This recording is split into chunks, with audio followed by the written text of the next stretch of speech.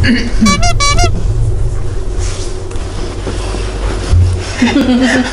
relax ya guys. Biar relax Tutup posisi dulu. Kita boleh minum nih, minum lagi. Maaf. Dulu ya. Nambah nggak? Tenang, air gue banyak. Berasa di rumah sendiri, Cong. Padahal kan gue yang numpang.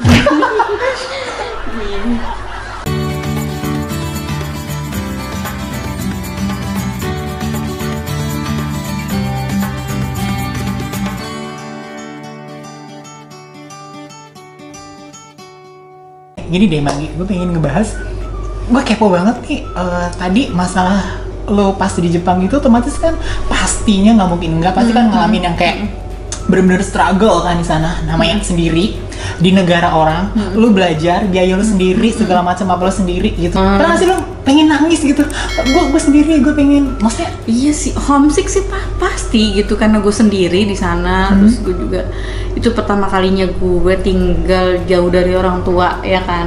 Iya, jadinya ya sering sih pengen nangis gitu, pengen pulang tapi ya tanggung gitu kan. Udah gitu duit juga udah tiris banget ya kan.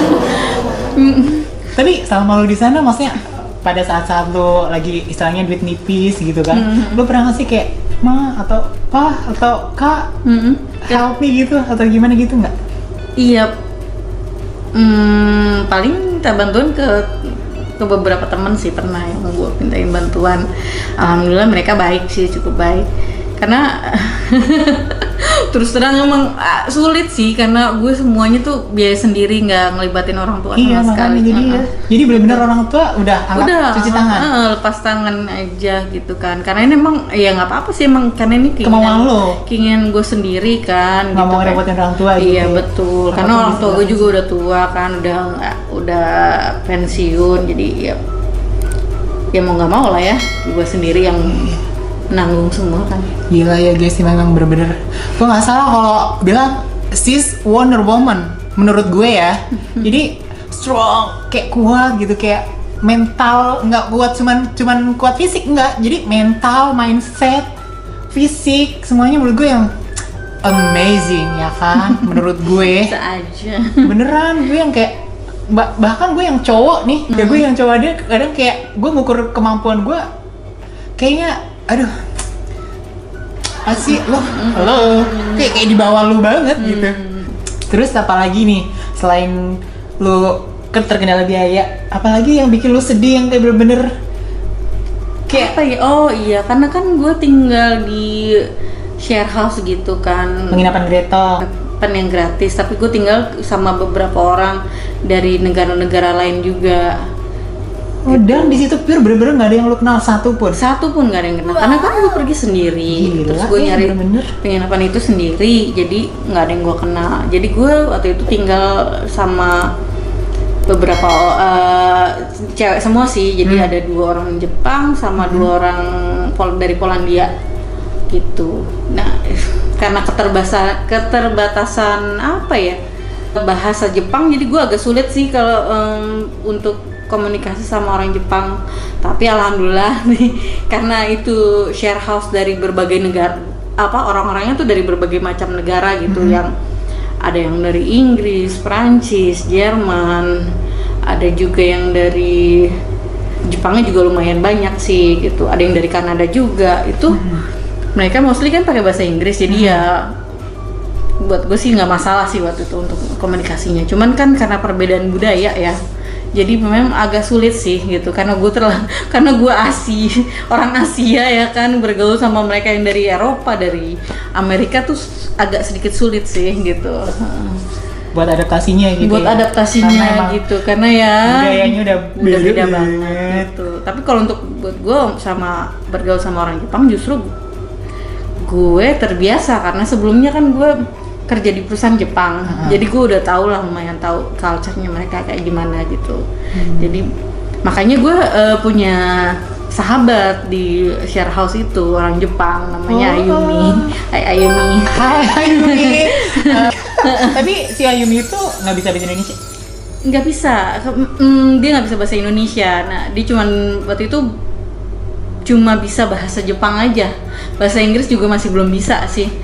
Jadi ya gue berusaha berkomunikasi sama dia dengan bahasa Jepang gue apa adanya. Yang lu bisa gitu ya. Tapi alhamdulillah kita jadi deket, dan waktu itu sekitar beberapa tahun yang lalu ya, 4 tahun yang lalu dia datang ke Indonesia. Dia tinggal selama 3 bulan di Indonesia sama kayak gue kemarin waktu itu. Terus dalam rangka apa dia? Dalam rangka mau belajar aja sih, bahasa Inggris sih sebenarnya, belajar bahasa Inggris dan pengen ketemu gue juga gitu. Akhirnya ya udah deh gitu. Akhirnya dia belajar dikit-dikit bahasa Indonesia, tapi kayaknya gue rasa udah lupa sih dia. Itu tahun berapa itu? 2016. 2016. Sampai sekarang dia belum pernah ke Indonesia lagi? Oh, belum pernah ke Indonesia lagi dia. Rencananya sih pengen ke Bali waktu itu, cuman belum jadi deh. Gitu. Iya sih, gue juga sempet nih, gue kan berteman sama Mbak Anggi kan di Instagram tuh sempat posting dari beberapa negara juga nih. Jadi Mbak Anggi tuh kayak orang Indonesia sendiri, sisanya kayak entah itu Jepang, entah itu orang Eropa atau mana, gue nggak ngerti. Intinya bukan orang Indonesia sih. Iya, waktu gue tinggal di share house itu gue satu-satunya orang Indonesia. Selebihnya ya orang kebanyakan dia dari Eropa sih, Eropa sama Amerika, sama beberapa orang Jepang gitu. Itu menurut gue pengalaman yang luar biasa deh.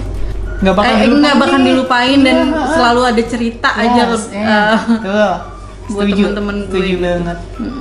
Untuk biaya sekolahnya sendiri itu jatuh per bulan kah? Per bulannya berapa atau?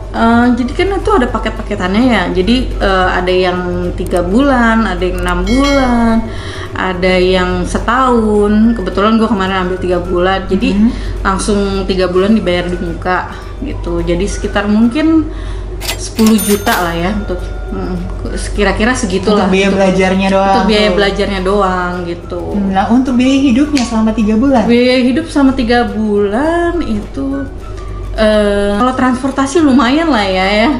Paling bolak-balik gitu ya? Satu hari itu sekitar bisa 50.000 lah ya, 50.000 lebih Indonesia. lah pulang balik ya, sekitar 500 yen lah pulang. Itu naik apa? Itu naik kereta. Sekali nyampe atau kita mesti transit abis kereta bis atau apa gitu? Enggak, jadi naik kereta full. Jadi tapi kalau dari tempat gue ke sekolah itu 2 kali, sekali transit. Jadi itu lumayan mahal sih. Nah, gue buat menyiasatinya itu, jadi gue naik yang nggak perlu transit, jadi yang langsung dan yang keretanya lebih murah. Jadi gue jalan kaki. Ambil contoh dari Asakusa, gue jalan kaki ke Ueno. Sekitar itu kalau pagi-pagi tuh sekitar gue jalan 30 menit lah. Jalan kaki 30 menit? Lumayan, Bo, 30 menit. Iya. Awal-awal tuh gue berasa capek banget, tapi lama-kelamaan biasa gitu. Jadi sambil dengerin musik jalan. Oh iya. Jadi sebentar-bentar kita biar nggak bosen gitu ya. Iya. Tapi gini, lo jalan sampai 3, lo berangkat jam berapa dan mulai jam belajarnya? Belajarnya jam 9 kan. Gue berangkat tuh waktu setempat. Waktu setempat. Berangkat setelah gue pasti bawa makanan sendiri kan, bikin bento gitu masak.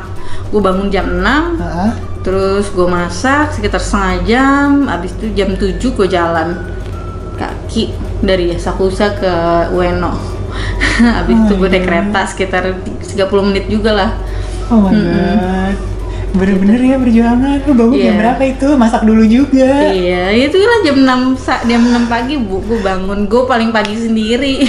Bener-bener disiplin, bener-bener ya Bang. Iya, emang harus kayak gitulah. Iya. Demi apa ya? Demi mencapai apa yang lo mau. Tujuan lo apa? Dan harus konsisten. Dan waktu itu lo bener-bener berharga. Berharga buat gue, penting banget. Makanya gue tuh suka bete gitu kalau ada orang yang janjian jam sekian, ngaretnya luar biasa. Lu ngerasain dia tinggal di Jepang nih, gimana rasanya? Tuh. Ya kan? Tuh dengerin apa kata temen Eike Chong. Iya. Ada nih kasus dari temen gue yang cerita gitu ya. Janjian jam sekian, pas ditelepon, "Hey, lo dari mana?" "Gue di jalan." Kenyataannya lo tau guys, baru mandi. Kampret nggak? Jadi kalau misalkan dia bilang udah di jalan, itu artinya dia mandi. Nah kalau misalkan dia bilang lagi dandan, itu baru bangun bobo. Itu waktu Indonesia. Kalau gue kadang kayak malu sendiri ya, Wak. Nggak Gila. bisa kayak gitu. Tapi bukankah menurut gue nih, kalau misalkan di kantor kan lu udah pasti nih dapat sebulan udah dapat patokan segini banyak. Sedangkan kalau side job kan ya kita nggak menutup kemungkinan kan kalau misalkan kadang ada kadang enggak kayak gitu kan. Menurut lu gimana? Bukannya itu kayak udah, kalau gue sih cari aman gitu, kalau misalkan kantor udah sebulan udah dapat pasti sekian gitu kan. Gambling sih gitu, memang gambling, cuman kan lu jadi bisa lebih mikir lah istilahnya. Kalau lu pengen banyak uang, lu harus berusaha. Gimana caranya lu harus berusaha kan gitu.